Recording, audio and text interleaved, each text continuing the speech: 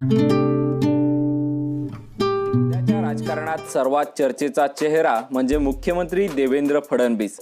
कदाचित त्यांच्याच कार्यकाळात सर्वात जास्त मोर्चे निघाले असावेत.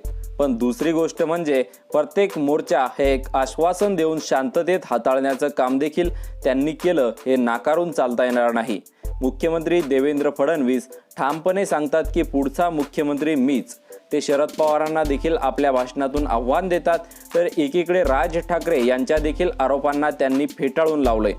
म्हणूनच या चर्चेत असणाऱ्या मुख्यमंत्र्यांचा आज जीवन प्रवास आणि त्यांच्याबद्दलच्या काही खास गोष्टी आम्ही तुमच्यासाठी घेऊन आलेलो आहोत. त्या अगोदर जर तुम्ही आपल्या चॅनलवरती नवीन असाल तर आपल्या चॅनलला सबस्क्राईब करून बेल आयकॉन नक्की दाबा. देवेंद्र फडणवीस यांची जन्मतारीख 22 जुलै 1970.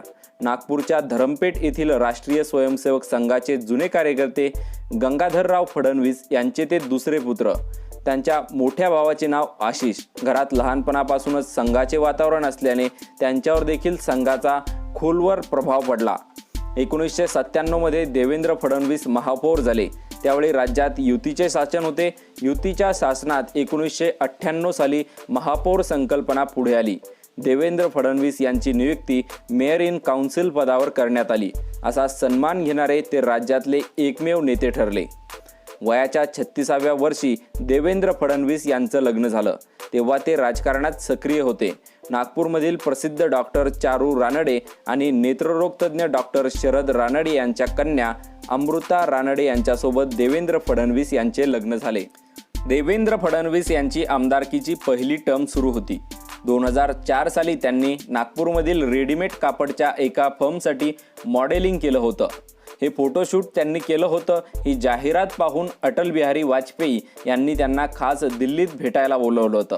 जेव्हा ही भेट झाली तेव्हा वाजपेयी म्हणाले होते, वा क्या स्मार्ट मॉडेल है, असं एका वेबसाईटवरती लिहिलेलं आहे. वसंतराव नाईक यांच्यानंतर सलगपणे आपला कार्यकाळ पूर्ण करणारे ते महाराष्ट्राचे एकमेव मुख्यमंत्री ठरणार आहेत. 5 डिसेंबर 1963 साली वसंतराव नाईक यांनी मुख्यमंत्री म्हणून राज्याची सूत्र हातात घेतली. ती 20 फेब्रुवारी 1975 अखेरपर्यंत त्यांच्या हाती राज्याच्या मुख्यमंत्री पदाची धुरा होती. त्यानंतर महाराष्ट्राला अनेक मुख्यमंत्री लाभले. वसंतदादा पाटील 4 वेळा, शरद पवार 4 वेळा, विलासराव देशमुख 2 वेळा राज्याचे मुख्यमंत्री झाले. मात्र कोणत्याच मुख्यमंत्र्यांना आपला कार्यकाळ पूर्ण करता आला नाही. केंद्रासोबत राज्यातील निवडणुका जाहीर करण्यात आल्या असत्या तर मुख्यमंत्री देवेंद्र फडणवीस यांना देखील सलग 5 वर्ष कारभार हाताळता आला नसता. मात्र सध्या मुख्यमंत्री देवेंद्र फडणवीस सलग 5 वर्ष कारभार करणारे मुख्यमंत्री ठरू शकतात. दुसरीकडे देवेंद्र फडणवीस देशातील सर्वाधिक गुन्हे असणारे मुख्यमंत्री ठरले आहे. देशातील 29 राज्यांचे मुख्यमंत्री आणि 2 केंद्रशासित राज्यांच्या मुख्यमंत्र्यांनी निवडणूक आयोगाला दिलेल्या प्रतिज्ञापत्रात दिलेल्या माहितीनुसार असोसिएशन ऑफ डेमोक्रेटिक रिफॉर्म या संस्थेने जाहीर केलेल्या अहवालात ही माहिती देण्यात आली आहे. एकूण 22 गुन्ह्यांपैकी 3 गुन्हे हे गंभीर स्वरूपाचे आहे. त्यामध्ये IPC 134 आणि IPC 324 अंतर्गत गुन्हे नोंद केले आहे. नागपूर महापालिकेचे महापौर म्हणून देवेंद्र फडणवीस यांची नियुक्ती वयाच्या 28व्या वर्षी करण्यात आली. देशाच्या इतिहासात दुसरे सर्वात तरुण महापौर म्हणून ते गणले गेले. आणीबाणीच्या काळात राष्ट्रीय स्वयंसेवक संघाच्या प्रचारकांना अटक करण्यात येत होती. मुख्यमंत्री देवेंद्र फडणवीस यांच्या वडिलांना देखील अटक करण्यात आली होती. त्यावेळी देवेंद्र फडणवीस इंदिरा गांधी न्यू स्कूलमध्ये शिकत होते. आणीबाणीला विरोध म्हणून देवेंद्र फडणवीस यांनी इंदिरा गांधी स्कूलमध्ये जाण्यास नकार दिला.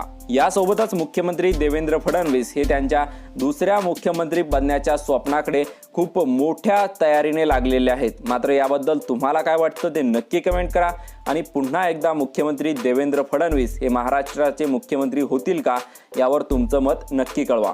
यासोबतच मुख्यमंत्री देवेंद्र फडणवीस यांच्या सांगण्यानुसार त्यांच्या कार्यकाळात त्यांनी सर्वात मोठी कर्जमाफी देखील केलेली आहे.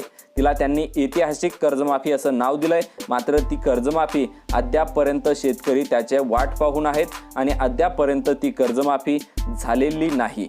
तेव्हा मुख्यमंत्र्यांसाठी एक चांगली कमेंट आणि आमच्या या व्हिडिओसाठी एक लाईक करायला विसरू नका. अशाच इतरही व्हिडिओसाठी आपल्या चॅनलला सबस्क्राईब करून बेल आयकॉन नक्की दाबा. धन्यवाद.